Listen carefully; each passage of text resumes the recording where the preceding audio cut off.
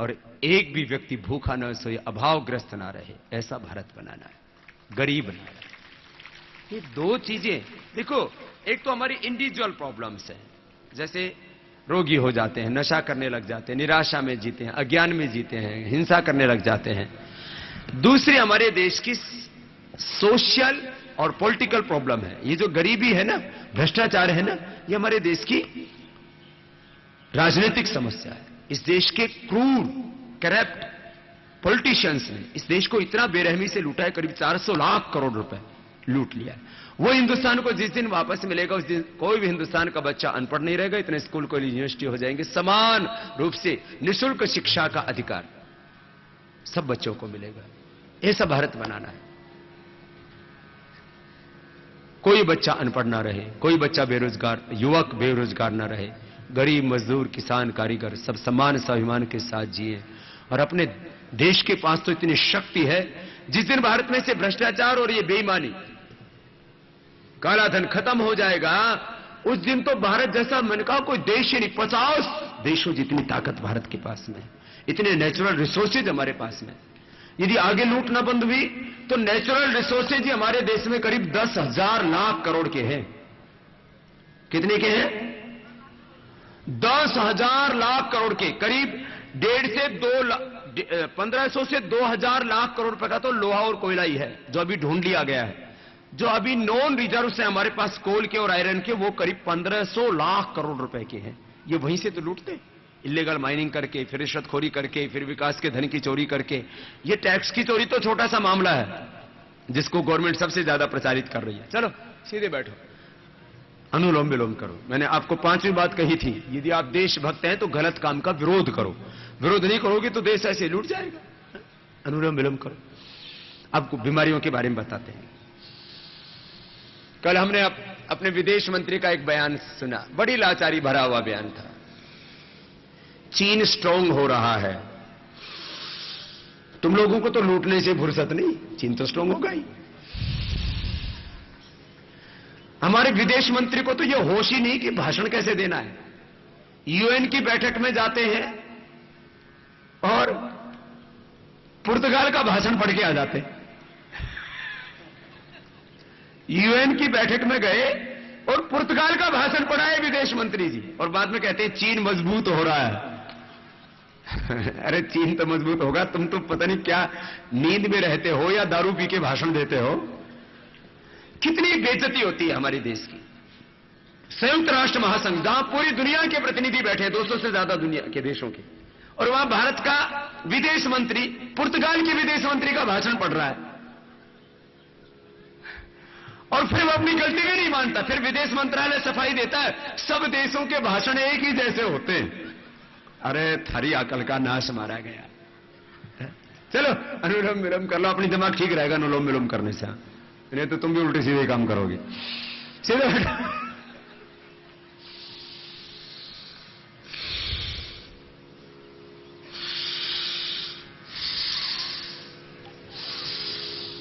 अनुलोम विलोम करते करते कुछ बातें बाद में बताएंगे, पहले बीमारियों वाली बात बताता हूं। फिर हमने विरोध किया तो भारत को क्या मिलेगा, और हमने विरोध ना किया तो क्या लूटेगा। 2 बात आपको बताने वाले हैं, ये अंत में बताएंगे, लेकिन पहले प्राणायाम कर लो। इससे बीपी ठीक होगा अनुलोम विलोम से, इससे दिमाग ठीक होगा, सिंपैथेटिक पैरासिम्पैथेटिक सिस्टम। ये बायां चंद्र दाहिना सूर्य स्वर है, ये अपने भीतर ही करो करो करो। ये जो अरुणाचल प्रदेश में टोनी पालो की उपासना करते हैं, वो अपने अंदर ही है। सूरज और चंद्रमा की उपासना, इस सूर्य देव को अर्घ्य अर्पित करते हो ना, सूरज चांद तुम्हारे भीतर है। अनुलोम विलोम करते रहो, रुको मत। अभी योग का पूरा विज्ञान समझाता हूं 5 मिनट के अंदर। सूरज और चंद्रमा हमारे भीतर, बायां चंद्र दाहिना सूर्य, बाईं गंगा दाईं यमुना, बीच में सरस्वती। अभी मैं बात कर रहा था ना, आज महान संत रविदास जी की जयंती भी। मन चंगा तो खटौती में ही गंगा, तुम्हारे ही भीतर गंगा है, तुम्हारे भीतर यमुना, तुम्हारे भीतर सरस्वती, तुम्हारे भीतर सूरज चांद, तुम्हारे भीतर सारा ब्रह्मांड, सब ज्ञान तुम्हारे भीतर है, गुरु तुम्हारे भीतर है, स्वयं भगवान तुम्हारे भीतर है। ईश्वर सर्वभूतनम हृदयेश अर्जुन तिष्ठति, गीता में भगवान श्री कृष्ण कहते हैं भगवान भी तुम्हारे भीतर, रोग भी तुम्हारे भीतर, उनका समाधान भी भीतर ही है। एक बहुत बड़ा दर्शन कह रहा हूं, 5-7 वाक्यों में। रोग भी हमारे भीतर है, आरोग्य भी हमारे भीतर है, पाप भी हमारे भीतर है, पुण्य भी हमारे भीतर है, अधर्म भी हमारे भीतर है, धर्म भी हमारे भीतर है, अशुभ भी हमारे भीतर है, शुभ भी हमारे भीतर है, अंधेरा भी हमारे भीतर है, प्रकाश भी हमारे भीतर है, सुख दुख हमारे भीतर है, शांति अशांति हमारे भीतर है। योग करने से ये दुख, ये रोग, ये विकार, ये अंधेरा, ये पाप, ये भीतर का अधर्म, ये भीतर की बुराइयां, ये भीतर का दुख, भीतर की अशांति, भीतर के सब रोग मिट जाएंगे। आरोग्य मिलेगा, सुख मिलेगा, शांति मिलेगी, संतुष्टि मिलेगी, समाधान मिलेगा, ज्ञान मिलेगा, भगवान मिलेगा, सारा ब्रह्मांड अपने भीतर से मिलेगा।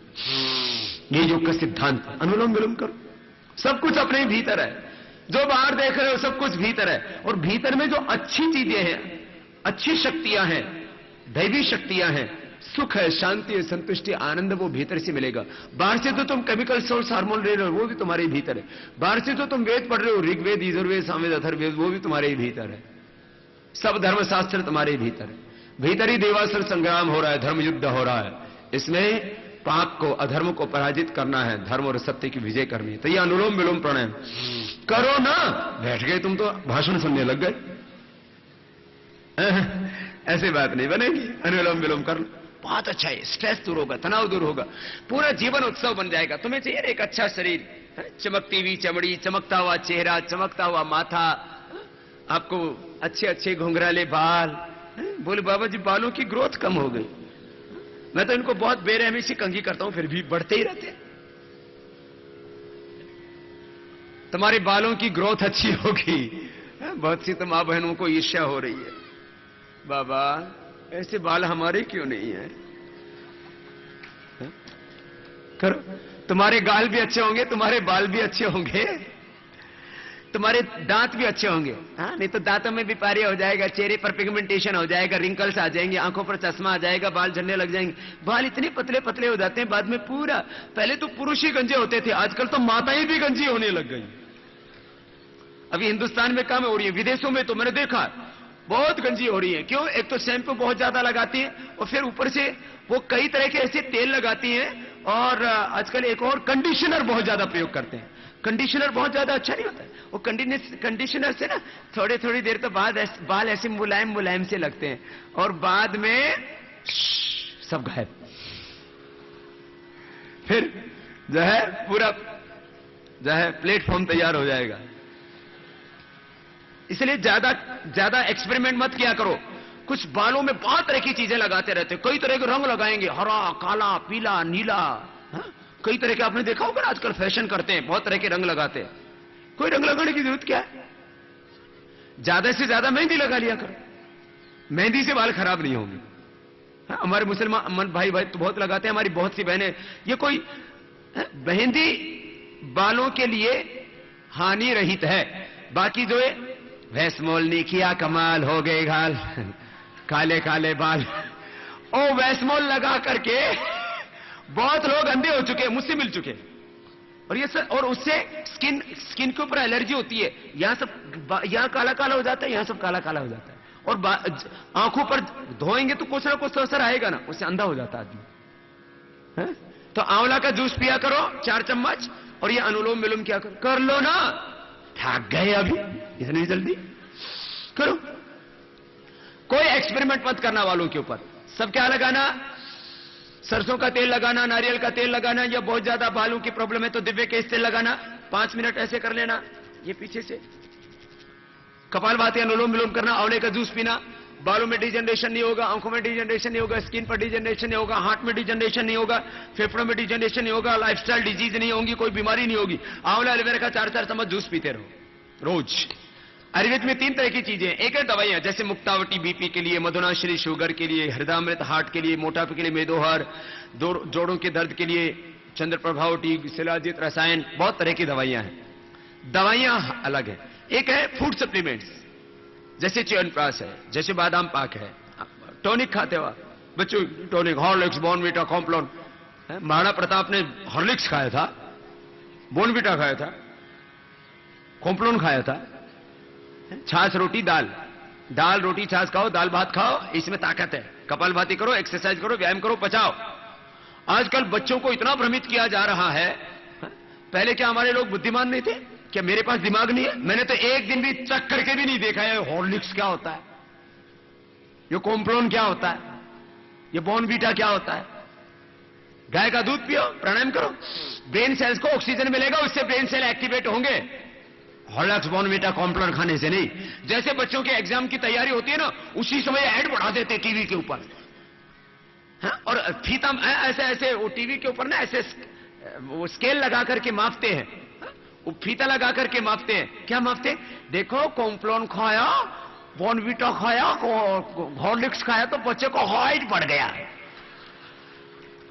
कोई हाइट नहीं बढ़ता किसी का, बढ़ा के दिखा दो। प्राणायाम योगाभ्यास करो, कपालभाति अनुलोम विलोम करो, पश्चिम थानासन सर्वांगासन आसन करो, बच्चों की हाइट बढ़ेगी।